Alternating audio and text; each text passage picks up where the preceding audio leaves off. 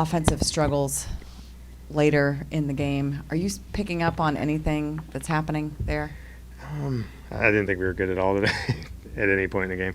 I know the second inning started with a ground ball down the line by Andy, like that ended up being a hit, but we did not do anything to really put any pressure on offensively today. We fell for every trap that I think we talked about to avoid before the game. So it wasn't surprising to see the lack of production. We swung at his changeup, we pulled it, we hit it on the ground. We weren't ready for fastballs in the middle of the plate. Leads to a lot of zeros. Your bullpen is getting taxed pretty heavily early on.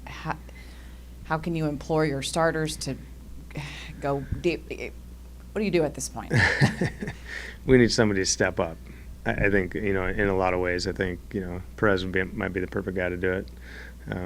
He's experienced. He's been around. Hopefully he can get out there and kind of right the ship. The off day will help. Hopefully we go to Seattle, but at some point, like, somebody's got to step up. And, I thought Taylor threw okay today, but 80 pitches in 4 innings, had to go get him in the 4th inning, and he was almost over 80 pitches. So obviously we got to improve. We got to improve in a lot of ways. We're not playing well enough to win games right now. A few of our games earlier were close, where we just didn't, like you said, do something better in the later innings to win the game. But today we didn't do anything well. What did you see from Taylor today? Because it looked like he was pretty efficient in the first couple innings. I think he was right at 30 pitches, and then he had that 34-pitch inning in the 3rd. Yeah, the 3rd inning, it's kind of indicative of what we've been doing as a staff. With 2 outs, we can't finish, you can't stop the bleeding.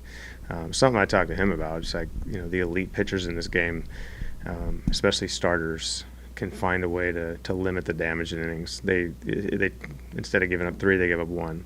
And right there, if it gives up 1 and we score 2, we're winning the game. And the whole, our whole bullpen strategy changes at that point.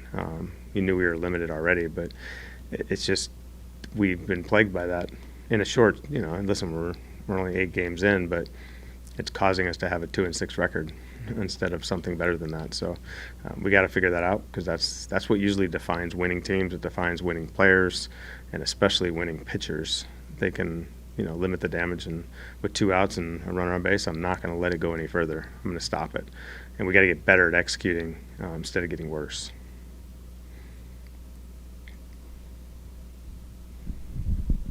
Ideally, how many innings would you have liked Taylor to actually get through tonight? Obviously, the pitch count got up. I mean, if he's going to be at the 80 pitch mark, you'd like him to get through at least 5. I mean, if he gets through 5, we don't have to pitch Holland back to back. It's a little bit unfair for him to have to go back to back early in the season like that, and he ends up giving them a couple runs because of it. Matt Moore, we don't have to extend maybe. Just Joe Barlow, our closer, doesn't have to pitch tonight. Those little things, they start adding up as the days go by. And like I said, the off day will help, but somebody needs to reset it. We need a few good starts in a row, and hopefully the higher pitch count, as we get into their 3rd time through, should be able to do that. But, I mean, Taylor got up to 80 pitches tonight, and he still didn't even get through the 4th.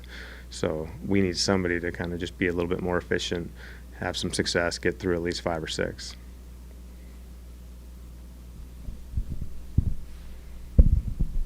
I guess in hindsight, looking back, does John Gray having to go on the IL kind of affect the staff more than maybe you foresaw when that first happened?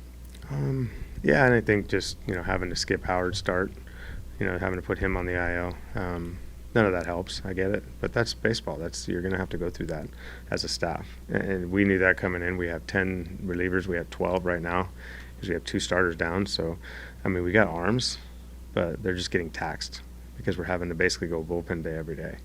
And that's not fair to those guys. And like I said, for Holland to have to go back-to-back today with a 12-man bullpen, it's a little bit unfair to him. Thanks. Thanks, guys.